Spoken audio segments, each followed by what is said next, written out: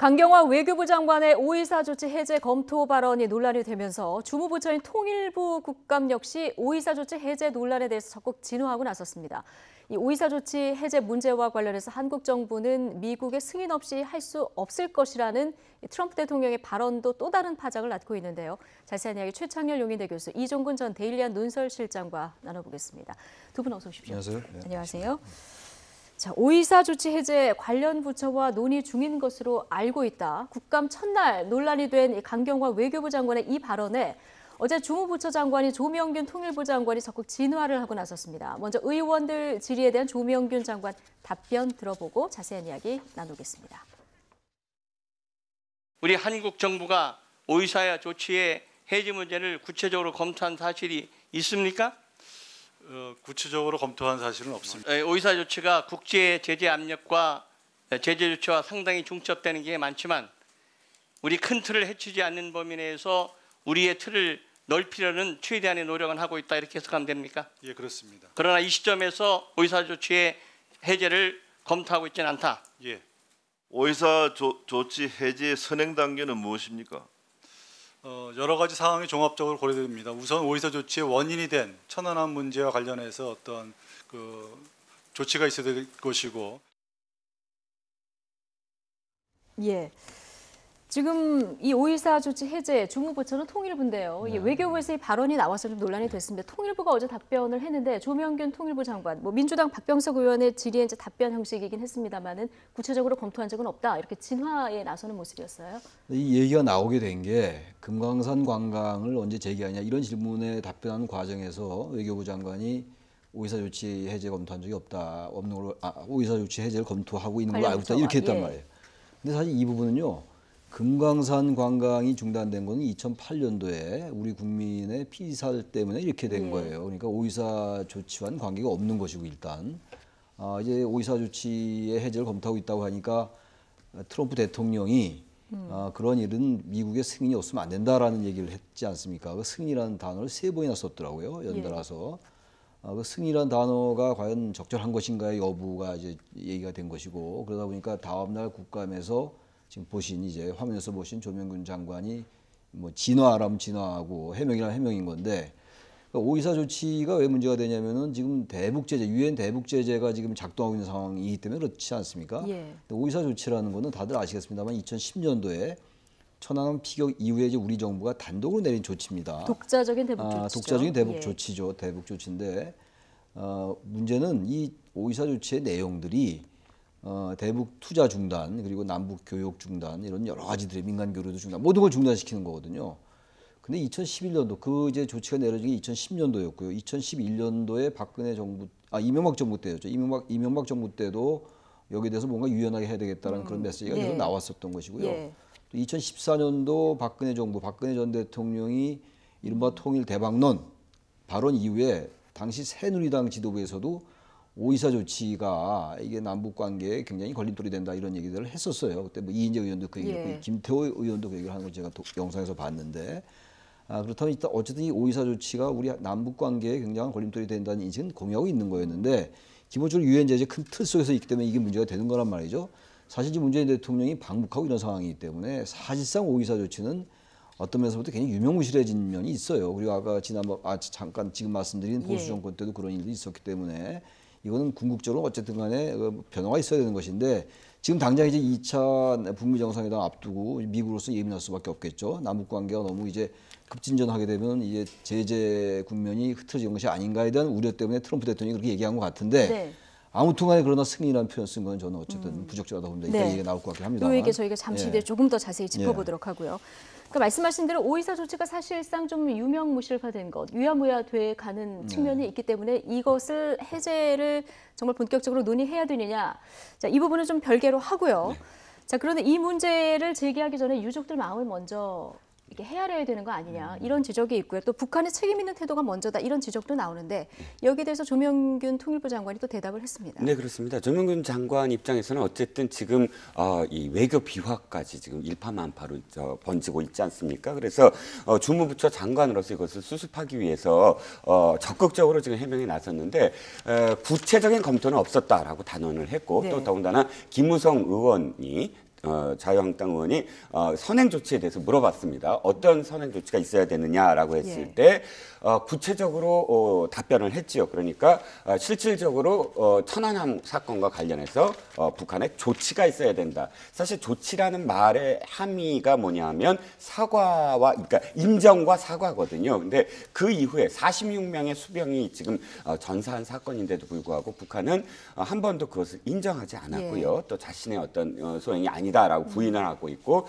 또 거기에 대해 부인하니까 당연히 사과는 일말의 사과도 없지 않습니까? 그러니까 지금 유가족 말씀을 하셨지만 이 어떤 살인 사건에 있어서도 지금 공소시효를 없애야 된다라는 의견이 있지 않습니까? 그런데 지금 유가족들 입장에서는 실제로 46명이나 죽은 사건과 관련해서 그 누구도 책임을 지거나 사과를 하지 아니한 것과 관련해서 아직도 그 응어리가 분명히 지어 있을 테고요. 그렇기 때문에 지금 이 사건과 관련해서는 일단 유가족의 입장을 생각을 해야 되는데 그럼에도 불구하고 이제 지금 강경화 장관이 정부가 마치 검토를 하고 있는 것처럼 지금 표현을 했기 때문에 그것과 관련해서 조명균 장관이 확실하게 중국주 장관으로서 이야기를 한 겁니다. 네. 북한의 조치가 있어야 된다. 즉 북한의 인정과 인정에 따른 사과가 있어야 된다라는 뜻으로 해석이 가능하겠죠. 예, 통일부 장관도 북한의 사과가 필요하다고 이렇게 얘기를 한 마당에 그런데 북한은 우리가 주범이 아니다 이렇게 지금 얘기를 하고 있지 않습니까? 이런 상황에서 이 부분이 남북 관계에 앞으로 어떤 영향을 미칠지 이 부분도 그러니까 궁금합니다. 지금 이제 이 5.24 조치 해제와 관련해 가지고 천안함 폭침의 책임이 누구냐를 지금 남북이 따질 계제는 아닌 것 같아요.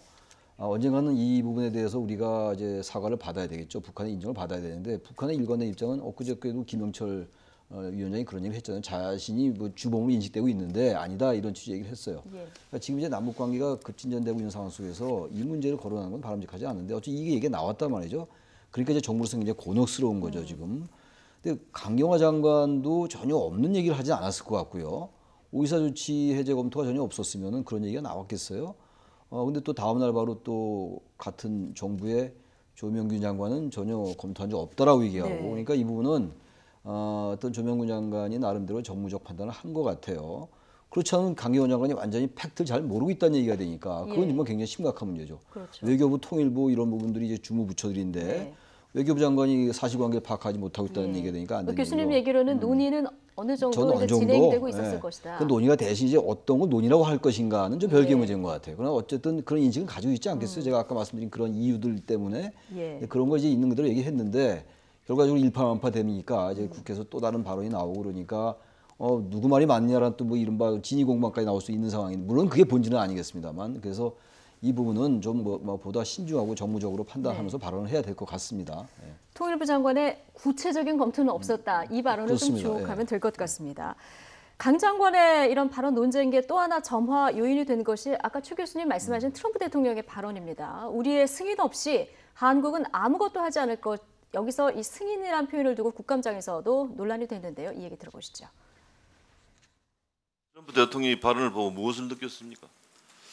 예, 뭐 트럼프 대통령이 언급한 사항에 대해서 제가 어떤 평가를 내리는 것은 좀 적절치 않다고 무엇을 생각됩니다. 느꼈느냐? 평가하는 소리가 아니고 뭘 예, 느꼈습니까? 우리 한미 간에는 뭐 여러 차례 말씀드렸습니다만 긴밀하게 모든 이루어지고 있는 사안에 대해서 공유하고 협력을 해나가고 있습니다. 뭐 그런 측면의 상황을 좀 더 강조해서 말씀하신 걸로 저는 일단 받아들였습니다. 이 발언에 대해서 모욕적이다고 느끼지는 않습니까? 글쎄, 뭐 조금 전에 말씀드린 것처럼 그런 느낌, 어떤 평가 그런 거를 말씀드리는 거는 적절치 않다고 봅니다. 미국과 유엔 사령부의 동의 없이는 아무것도 할 수 없다는 것을 장관이 인정하십니까? 그런 모든 거 아무것도 할 수 없다라는 표현은 조금 저희가 볼 때는 적절치 않은 것 같습니다. 네.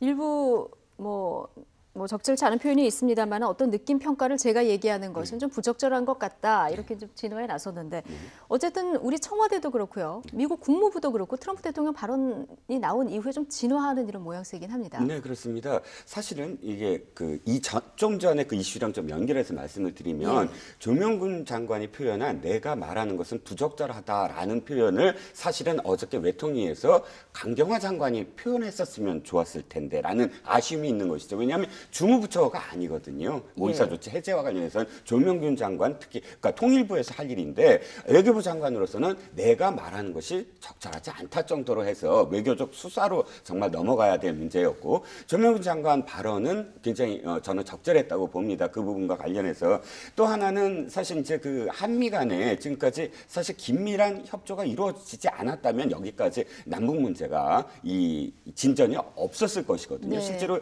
그 긴밀한 협조가 있었다라는 것은 누구나 알 수 있는데 다만 아쉬운 부분은 트럼프 대통령과 이 발언과 관련해서 정부도 좀 유감의 어떤 적절한 유감의 어떤 표현도 좀 뭐 수위가 좀 필요하겠지만 표현을 하면 좋지 않을까. 왜냐하면 이게 이런 어떤 좀 외교적 결례에 대한 어떤 수사가 한 번이 아니거든요. 지난번에 트럼프 대통령 그 시진핑과 만나서 이런 발언을 했죠. 한국은 중국의 일부였다. 라고 이제 그 발언도 사실 외교적인 굉장히 그 문제가 있었고 뭐 이 외교적 결례는 한두 번이 아닙니다. 독일의 메르켈 총리한테도 이렇게 표현한 적이 있잖아요. 독일은 지금 러시아에 조종당하고 있다. 통제하에 조종당하고 있다. 대놓고 이렇게 그 면전에서 나토 정상회의에서 이런 발언들을 할 정도로 트럼프는 외교적인 어떤 수사에 능하지 못합니다. 그냥 직설적으로 발언을 하기 때문에 이번 발언도 사실은 그런 어떤 인식 하에서의 어떤 발언이 아니겠느냐라고 이제 생각은 드는데 다만 그런 승인이라는 말 자체는 좀 많이 이 국민들의 어떤 정서상 앙금이 남을 수도 있는 문제니까 적절한 수위에 어쨌든 정부가 거기에 대해서 표현하는 것은 어떤가 하는 아쉬움은 좀 남습니다. 예. 어쨌든 트럼프 대통령이 원색적 표현을 자주 쓰기 때문에 앞서 저희 통일외교 전문 기자 전화 연결을 했었는데 이 부분은 그런 개인의 특성이라든가 발언이 나온 장소 이런 부분들을 좀 감안해서 들어야 된다 이런 얘기는 했습니다만은 정치권에서도 이 트럼프 대통령의 승인 발언을 놓고 지금 말이 굉장히 많습니다. 이 얘기 들어보시겠습니다. 좀 적절하지 않다고 생각이 들고 프리어 클로스 컨설테이션 같은 뭔가 좀 사전에 긴밀히 협의하겠다라는 표현이 정확하지 무슨 식민지 총독이 누구한테 승인하듯이 이런 개념으로 비춰져서는 안 된다. 그렇죠. 라는 게 제 생각입니다. 트럼프 대통령의 어프로벌이라는 표현은 외교적 결례입니다. 그러나 대북 제재에 관한 국제사회의 공감대 없이 섣부르게 일방적으로 북한을 해제하려는 정부가 자초한 측면도 더 크다는 사실입니다. 실언이라고 보기에는 힘듭니다. 내용은 저도 동의를 하지만 트럼프 대통령이 저희가 뭐 식민지 종주국 대통령이나 되는 것처럼 그렇게 승인이라는 말을 3번이나 의도적으로 발언한 것에 대해서 청와대는 감싸기에 급급합니다. 이런 주권 침해 행위에 대해서 정부가 강력히 항의를 해야 될 것입니다. 네. 이 승인이란 표현을 한 번도 아니고 3번이나 썼기 때문에 이게 이제 외교적인 결례다. 이 부분에 대해서는 이견이 별로 없는 것 같고요. 넘어서 이제 주권 침해다. 여기에 대해서도 좀 논란이 있는 이런 상황인데 여야 공히 지금 부적절했다. 이런 목소리는 나오고 있습니다. 근데 우리 정부의 대응 부분에 대해서 조금 전에 이제 유감 표명이라도 좀 하는 것이 좋겠다. 이런 얘기를 이종근 실장님이 해주셨는데 어떻게 보십니까? 이게 좀 항의를 할 문제인지 유감 표명이나 항의를 할 문제인지 아니면 트럼프 대통령의 개인 성향이나 신뢰가 쌓여 있는 가운데서 나온 발언으로 이해를 해야 되는 건지 교수님은 어떻게 보십니까? 글쎄 아주 관점에 따라서 전혀 다른 평가를 낼 수가 있는 건데 저는 최소한도 유감 표명은 해야 된다고 생각합니다. 최소한도 왜냐하면 유감 승인이라는 표현은요. 예. 아까 메르켈 총리 얘기도 하고 이제 그러셨습니다만 그건 그렇다 치더라도 일국의 대통령이 그렇게 원래 수사의 그 기법이 원래 그렇다라고 우리가 이해할 아무런 이유가 없어요. 물론 지금 한미 공조가 굉장히 중요한 것이고 한미 간의 이 대북 제재에 대한 그 균열이 있으면 안 되는 거잖아요. 그렇다 하더라도 승인이라는 표현이 갖는 무게가 있어요. 다른 것하고 또 다른 것 같아요. 근데 그걸 좀 완화시켜서 우회적으로 표현해서 미국과 어느 같이 조율을 해야 된다라고 이렇게 해서 그게 아니라 승인이라는 표현은 어프로브한다. 그건 완전히 그 사후적으로 그것을 취소시킬 수 있는 이런 거기 때문에 트럼프 대통령이 미국의 세계 최강대국의 대통령인데 뭐 그런 거 모르겠어요. 미국이 전 세계 외교에 대해서 그 역할을 하는 국가인데 저는 그래서 이 부분은 설령 트럼프 대통령이 미국의 이제 이런 우리나라와 북한과의 여러 가지 관계 개선이 너무 빨리 진행되는 것에 대한 미국 일부 또는 조야의 뭐 주류 사회라고 봐도 될 것 같은데 우려가 있는 건 알겠는데 우리가 이제 그런 걸 충분히 이해한다 하더라도 어떤 형태로든 간에 정부는 이에 대한 발언이 좀 있어야 될 것 같아요. 너무 이 부분을 이해한 쪽으로 그냥 두리뭉실 넘어가는 거는 저는 그 부분은 앞으로 향후 건전한 한미 관계를 위해서도 바람직하지 않아 보이긴 합니다. 표현의 적절성 여부에 대해서는 좀 문제를 제기할 필요가 있다 이런 지적을 해주셨는데요. 어쨌든 어프로벌. 자, 뭐 트럼프 대통령이 지금 말씀하신 대로 이게 외교적 결례임을 모르고 하지는 않았을 것 같은데요. 진짜 이 표현까지 3번씩 써가면서 이 얘기를 한 진짜 속내는 뭘까요?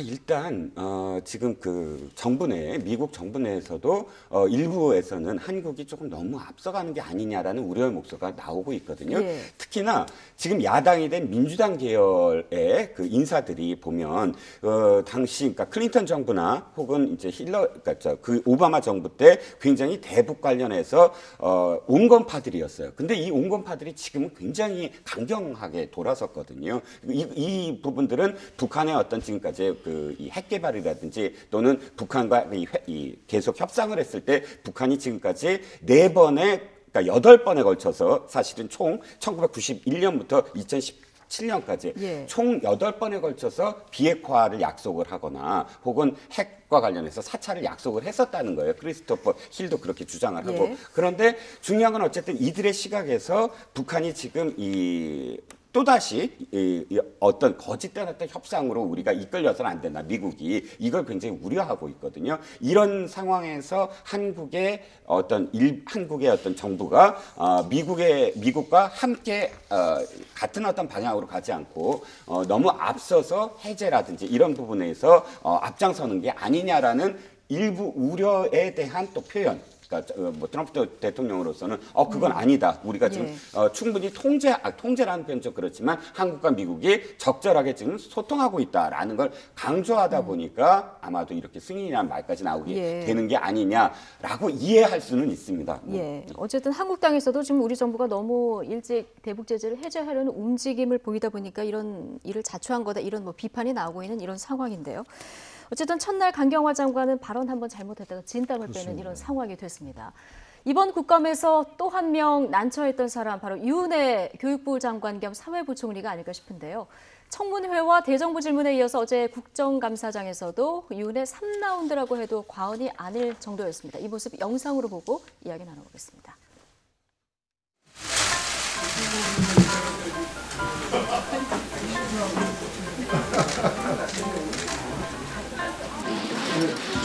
그쪽으로 오셔서 인사를 하셔야지 거기서는 자기 식구들하고는 큰일 나시겠네 오늘.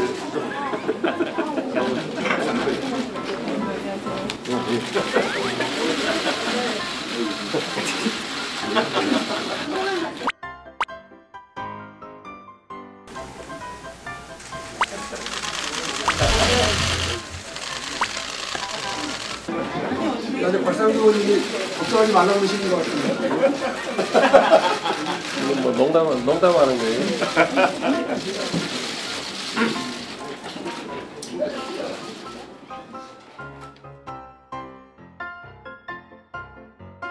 장관님 나오셔서 선서해 주시기 바랍니다. 네, 잠깐 의사진행 발언. 네. 예, 곽상도 의원입니다. 이번에 교육부 장관과 관련해서 저희들이 인사 청문회 과정에서 총 11건의 의혹을 제기했습니다. 여기까지 확인한 거에 하면은 아직 사무실 정리를 하지 않고 일단 장관님들도 다 앉아주세요.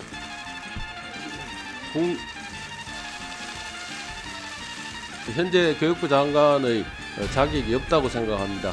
저희들이 이 부분에 대해서 짧게 분명하게 하실 줄 알고 발언 시간을 제한을 안 했는데 이제 그만하셔도 되죠 뭐. 자격을 인정할 수 없다고 다시 한번 밝힙니다. 국민은 유 의원님을 아직 교육부 총리로 받아들이지 못하시는 것 같습니다. 의혹이 해소되기까지는 장관으로 인정할 수 없다는 공식적인 입장을 갖고 있고 그러나 저는 국정감사를 임하는 국회의원으로서 오늘 국정감사에 대해 질의는 차관에게 질의하도록 하겠습니다.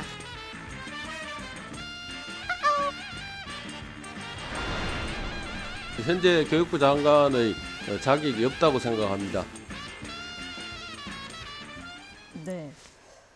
저 영상을 보니까 정치는 정말 아무나 못하는 것 같습니다. 뭐 서로 90도 인사하고 이렇게 깍듯이 인사를 했습니다만 본 게임 들어가니까 바로 세워놓고 의사진행 발언 이어가면서 선서도 못하게 하는 이런 모습 지금 보셨는데요.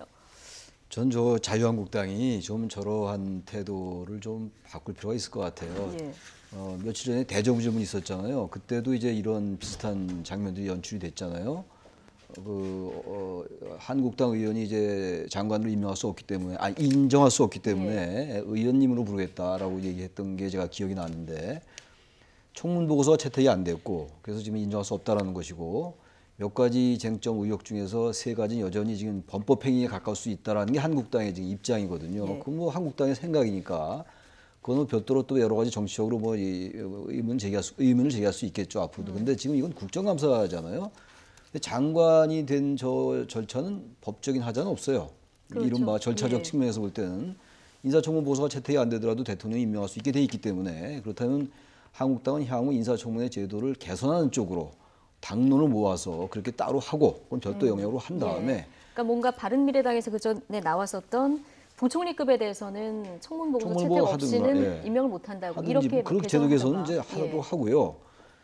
국정감사가 진행되고 있는데 장관을 이제 출석시켜 놓고 당신은 장관을 인정할 수 없으니까 옆에 차관에게 질문하겠다. 그거는 그저 인간적인 문제인 것 같아요. 정치도 다 인간이 하는 거고 그런데 사람을 앉혀놓고 그렇게 무관할 줄 모르가 있겠어요. 저는 그래서 저런 태도들은 국민들이 보기에도 설령 자유한국당의 주장에 동의한다 하더라도요.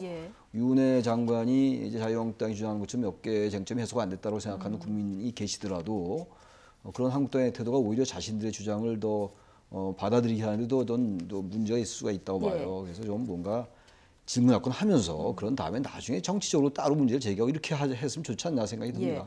그러니까 지금 수능도 얼마 안 남았고요. 교육 관련한 현안 무척 많지 않습니까? 그렇습니다. 이런 상황에서 계속 이렇게 파행을 계속하는 것은 적절하지 못하다 이런 지적들이 많이 나오는 것 같습니다. 네, 그렇습니다. 제가 아쉬운 거는 하나가 뭐냐면 지금 사실 유은혜 의원이 장관이 될 때 야당에서 가장 지적한 게 전문성 문제였거든요. 그럼 그 전문성 문제를 사실 드러낼 수 있는 전문성이 없다라고 주장을 하는데 전문성이 없는 것을 드러낼 수 있는 가장 좋은 기회가 국감장이거든요. 왜냐하면 업무 파악을 얼마큼 했느냐 그리고 전임 김상곤 부총리 시절에 김상곤 장관 시절에 사실 굉장히 많은 문제를 야기하지 않았습니까? 수능과 관련해서도 그렇고. 근데 이 문제를 이렇게 통합해서 바로 유은혜 장관에게 직접적으로 물어봤을 때 유은혜 장관이 어떻게 답변하느냐 이게 사실은 또 다른 어떤 검증이 될 수가 있는 건데 국감장을 활용한 또 다른 검증 물론 장관직을 내려놓게 할 수는 없지만 그러나 장관이 능력이 있느냐 무능력하느냐를 사실은 그러니까 그 언론에 또는 국민들 앞에 드러내놓을 수 있는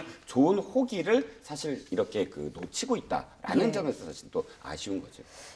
전국 주도권 잡기에 유은혜 장관을 너무 희생시키는 거 아니냐 뭐 이런 지적도 일각에서 나오는 것 같은데요. 어제 또 교육부 국감장에서는 김영란 전 대입제도 개편 공론화위원장이 증인으로 출석을 했는데요. 뭐 김영란법으로 또 유명한 분 아니겠습니까? 근데 뭐 전희경 의원이 굉장히 맹공을 펼쳤습니다. 여기 나오네요 화면에. 그러니까 뭐 대입제도 관련해서 이제 공론화 설전이 벌어졌는데요. 이 논의 과정에서 공론화를 하면서 이제 위법이 되지 않기 위해서 선거 여론조사 항목을 넣어서 조사를 했다. 위법을 피해서 보편적인 문항을 얻는 방법으로 타협을 했다. 이렇게 타협을 했다는 표현을 쓰니까 홍준표 대표가 전사라고 칭한 인물이죠. 전희경 의원이 밥값 하나도 철저하라고 하신 분의 답변으로는 보기 어려운 답변이다.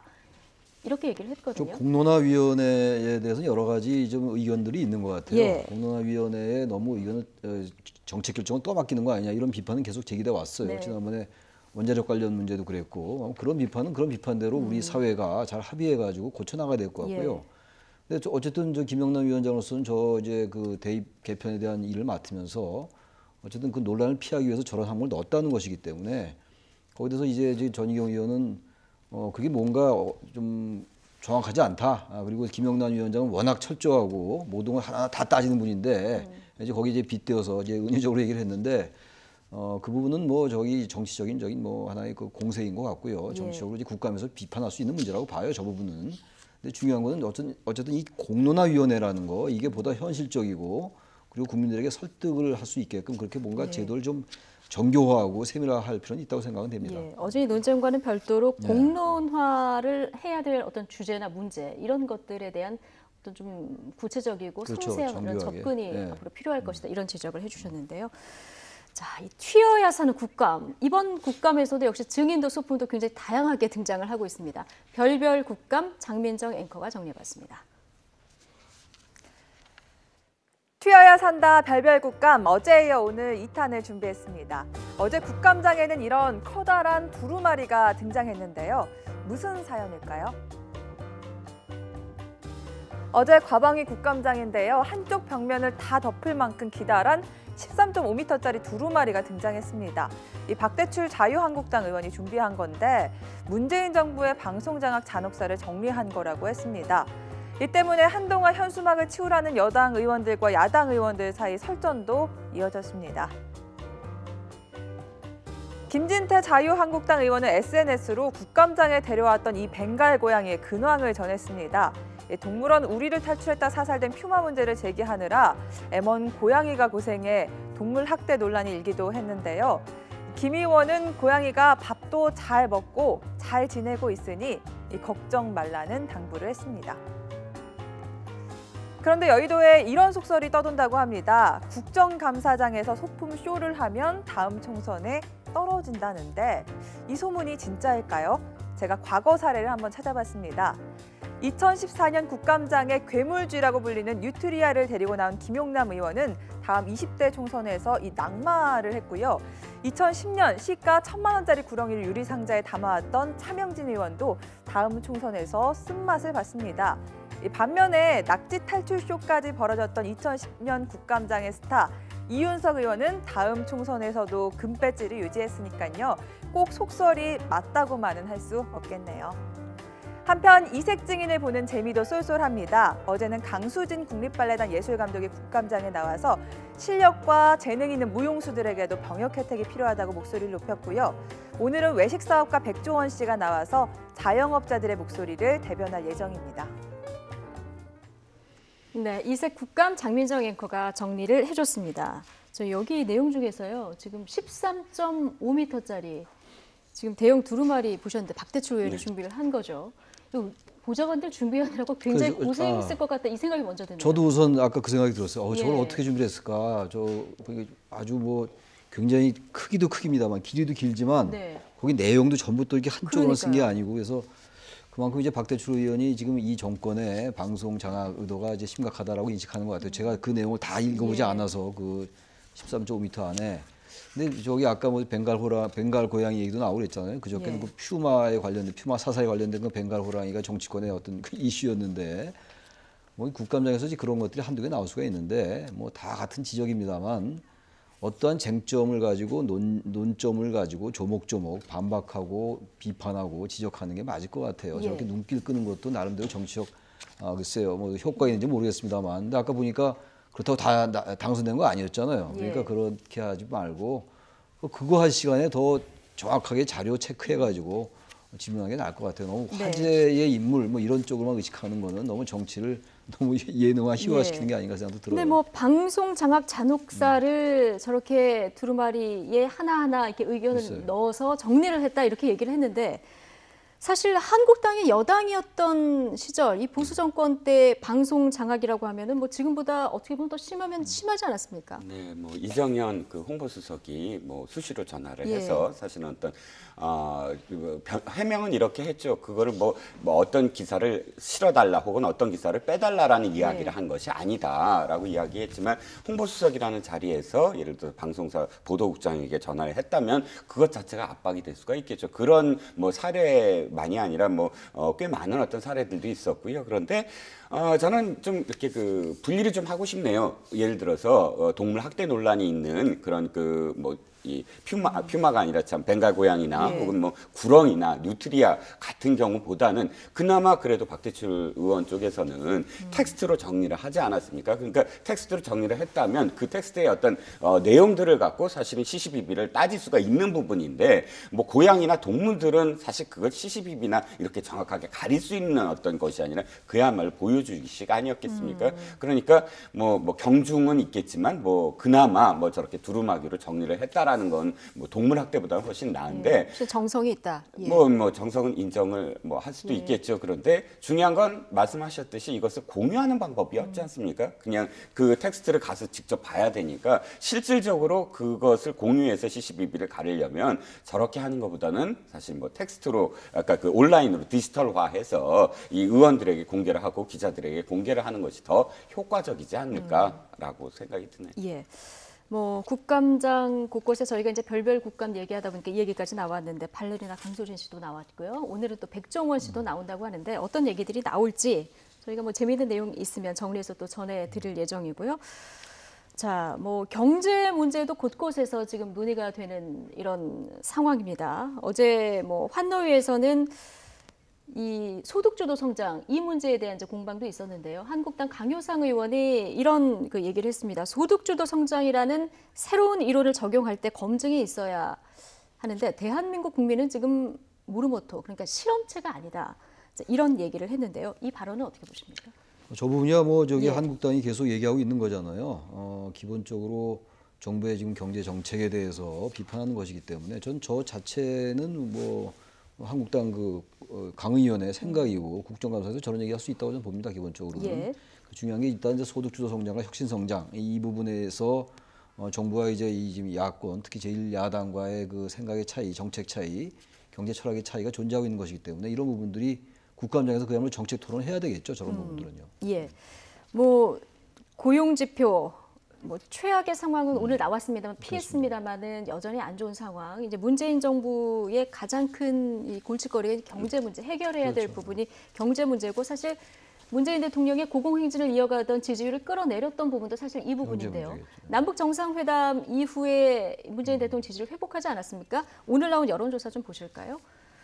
네, 지난주보다 1%포인트 올랐고요. 남북 정상회담 이후 올랐던 지지율을 좀 유지하는 선에서 지금 계속 지속이 되고 있는 이런 모습입니다. 어떻게 보십니까? 행보는 좀 더 오래 지속될 것이다라고 예. 생각이 듭니다. 제가 지난주에 말씀을 드렸던 게 지지난주 61%에서 지난주 64%, 그러니까 3%포인트가 오르면 굉장히 유의미하다. 왜냐하면 단발성에 그치지 않고 그러니까 이게 지금 이 남북 문제, 그러니까 대북 문제, 북미 문제 이런 한반도의 평화 문제가 사실은 10%포인트 그 전주에 비해서는 올랐고 근데 여기서 만약에 정책, 그러니까 횡보를 보였다면 이 이슈가 금방 끝날 이슈다라고 평가를 내릴 텐데 3%포인트가 또다시 올랐다는 건 이 이슈가 그래도 지속될 수 있는 이슈다라는 걸 보여줬거든요. 예. 그런데 남북 이슈가. 예. 그런데 그 다음에 후속돼서 북미 정상회담이 예를 들어서 뭐 이렇게 날짜가 나왔다든지 좀 더 가시적인 어떤 그런 그 이슈로 뒷받침이 안 됐기 때문에 이것은 관망 정도.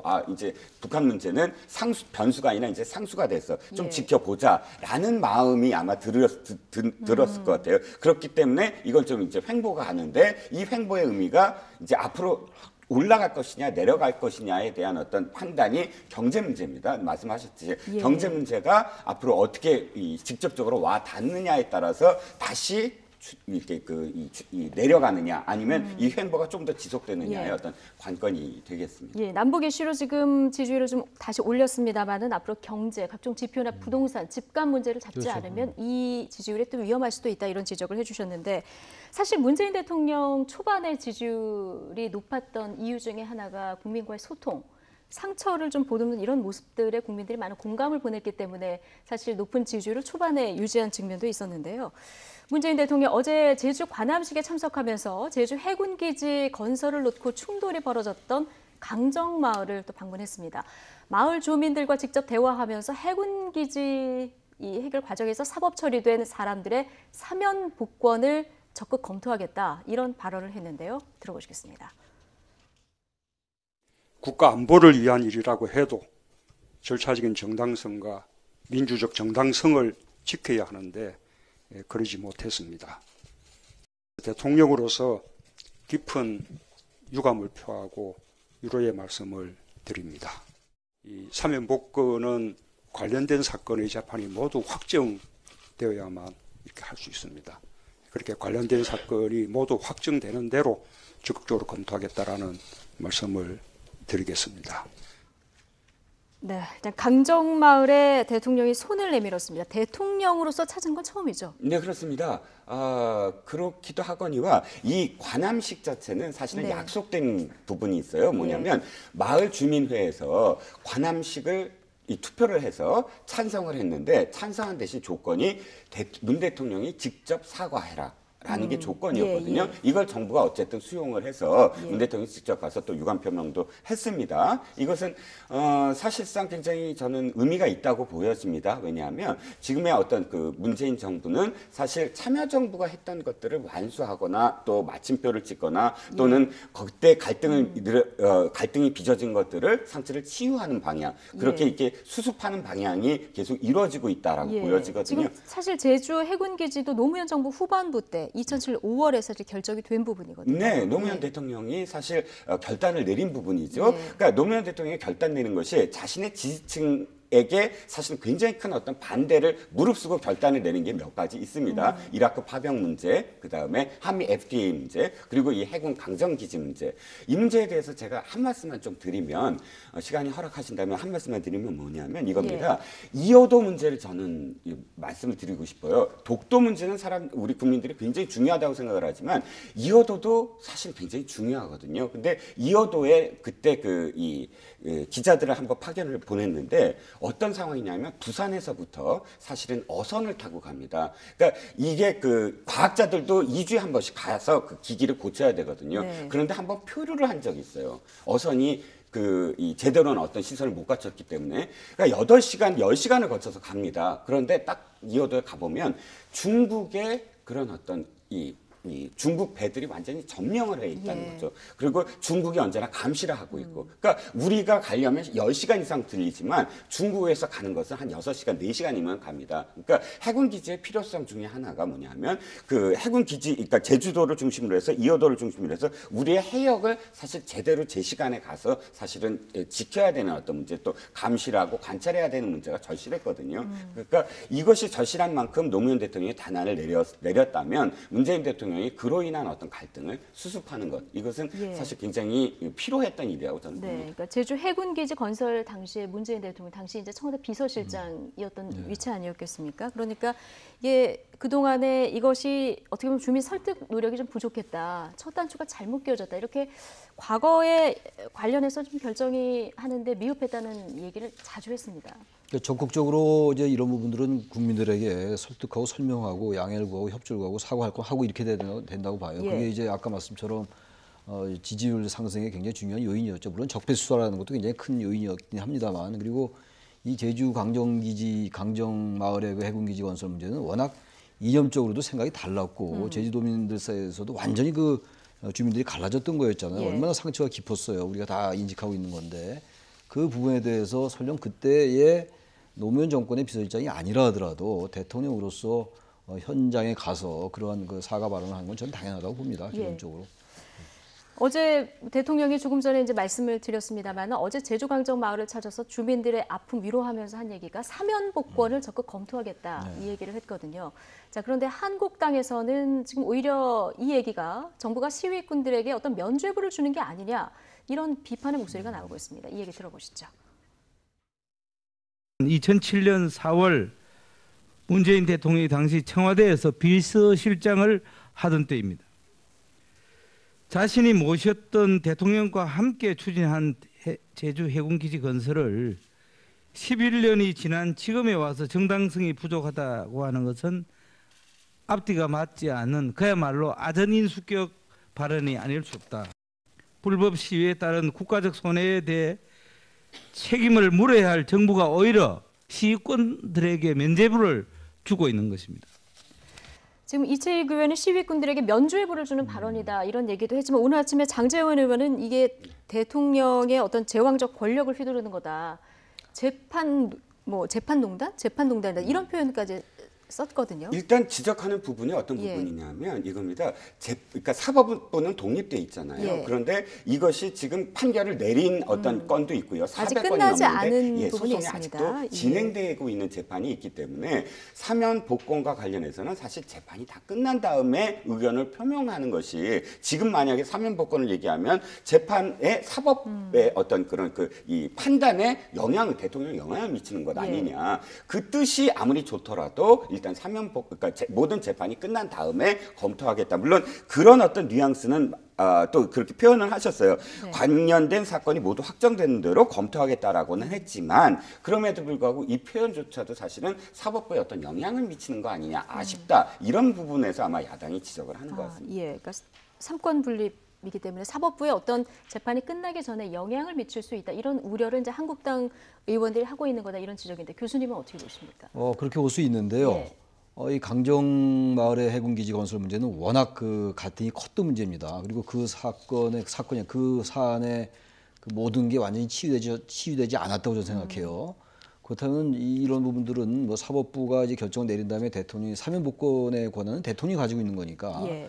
그래서 한국당의 전 그러한 비판이 전 나름 일리가 있다고 봅니다. 예. 그렇습니다만 기본적으로 워낙 갈등이 컸던 부분이기 때문에 대통령이 여러 가지를 얘기하는 상황 속에서 그렇게 얘기하는 건 나름대로 그 큰 맥락 속에서 볼 필요가 있지 않나 생각은 드는데 예. 어쨌든 간에 한국당으로서는 그런 비판할 수 있다고 생각합니다. 예, 오늘 뭐 법사위에서도 이 문제가 굉장히 쟁점이 됐는데 한국당 의원들 박상기 법무부 장관에게 사면 복권에 대해서 확실한 입장을 밝혀라 이렇게 계속 요구를 했기 때문에 아침에 또 정회가 되는 이런 일도 벌어지는 상황입니다. 뭐 국감 열리면 곳곳에서 좀 파행과 정회가 잇따르는 이런 상황인데요. 관련해서 들어온 소식들이 있으면 저희가 또 국감 소식은 계속 전해드리도록 하고요. 자, 이번에는 조금 전에 저희가 이제 대통령 지지율 봤는데요. 정당 지지율 한번 살펴보겠습니다.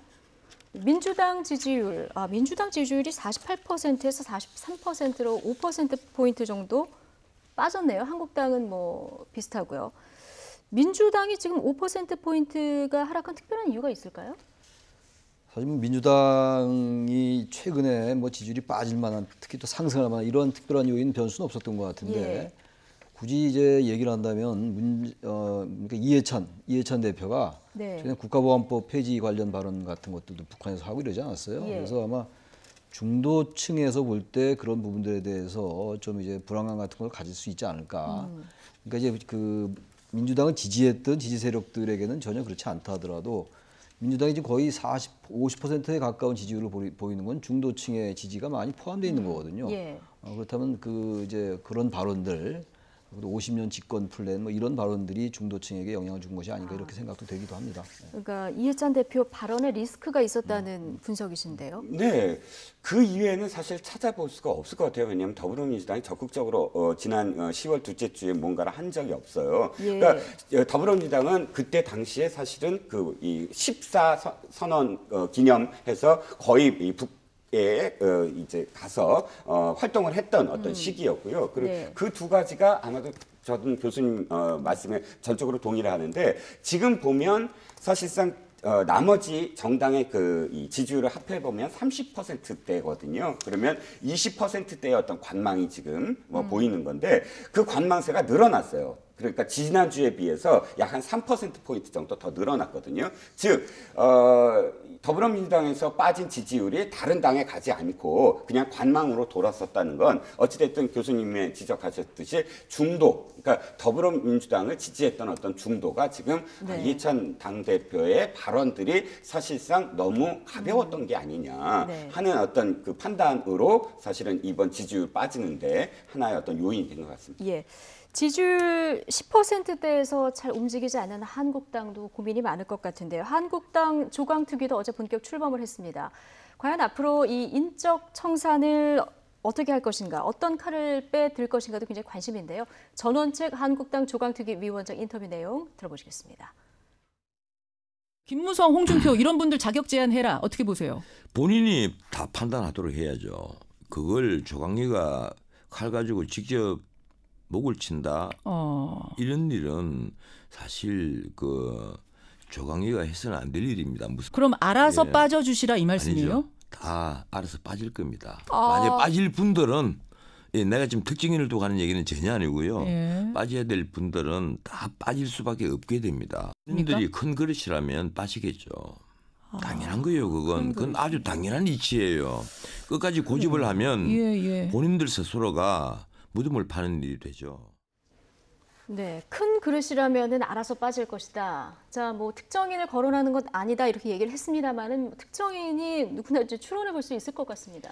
지금 전원책 위원이 변호사죠. 전 변호사가 굉장히 조심스럽게 발언하는 것 같아요. 그러니까 나가달라는 말인 것 같은데 지금 하고 싶은 말은 지금 김무성 전 대표나 홍준표 전 대표의 나름 당내 세력이 있잖아요. 그런 부분들을 의식해서 이런 얘기를 하는 것 같은데 최근에도 보면은 그야말로 이 인적 청산이나 인적 쇄신의 범위에 대해서 이런 분들이 포함된다라고 해석될 수 있는 발언을 할 때도 있고 그렇지 않고 이것저것 다 빼면 당연히 누가 남느냐 또 이런 발언도 한단 발언이 말이죠. 좀 그래서 최근에 발언들을 모아보면서 헷갈리는 부분이 그래서 있습니다. 과연 전원책 변호사가 전원책 위원이 조광특위 위원이 하고자 하는 말은 뭔가 이렇게 생각은 드는데 어쨌든 좀 빠져달라는 얘기인 것 같아요. 근데 아직은 당내 갈등이나 여러 가지 의식해서 말을 이렇게 조심해서 하는데 저는 이런 부분도 중요하지만 최근에 조광특위 위원들 구성하는 몇 면도 그렇고 말이죠. 네. 조금 더 어떤 탄핵의 이런 것들에 대해서도 좀 찬성하고 이런 인물들은 오히려 역설적으로 들어와서 보수를 혁신하는 이런 모습을 좀 보여줘야 되는데 그런 것하고 좀 거리가 먼 것 같은 유감인 면이 있고요. 한국당 입장에서 볼 때 또 하나 문제는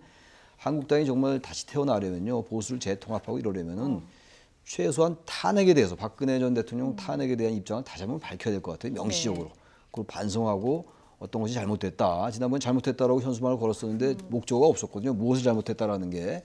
그런 부분들을 확실하게 하면서 그런 다음에 당내를 정리하는 게 나을 것 같다는 생각도 들어요. 그런데 전원책 변호사도 지난번에 탄핵에 대한 재판이 잘못된 부분이 있는데 이 부분에 대해서 목소리를 높인 한국당 의원 하나도 없었다 이런 얘기도 사실 했기 때문에 이 부분이 어떻게 정리될지는 좀 지켜봐야 될 것 같고요.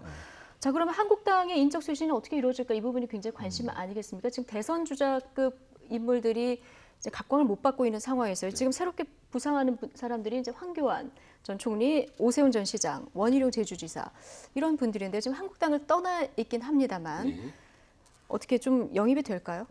지금 김병준 위원장 같은 경우는 제일 급선무일 겁니다. 일단 칼은 지금 조광특위에 넘겨줬잖아요. 자기는 자르지는 않겠다라는 어떤 뜻이고 그렇다면 그 역할이 아니라 모셔오는 역할, 그러니까 충원하는 역할은 자기가 직접 해야 되는데 이 총선에 나아갈 국회의원들을 모셔올 시기도 아니고 지금은 자유한국당의 지지율이 저렇게 답보 상태인 건 딱 하나입니다. 뭐냐면 미래에 대한 투자를 할 수가 없기 때문이에요. 국민들이 미래가 보여야죠. 미래가 보인다는 건 자유한국당에 뭔가 대선 주자, 그러니까 자유한국당을 바꾸고 또 우리나라 국민들이 안심하고 보수의 어떤 주자로서 맡길 만한 사람들이 있을 때 사실은 이게 투자할 만하다라고 다시 모일 수가 있는데 지금 말씀하셨듯이 자유한국당에서 발언하는 사람들이나 혹은 자유한국당에서 어떤 정치 행보를 하는 사람 중에 이 사람은 믿고 맡길 수 있어 우리나라를. 그런 사람들이 지금 안 보이거든요. 그래서 아마도 지금 우소은 의원도 만나고 제가 보기엔 김병준 위원장이 유승민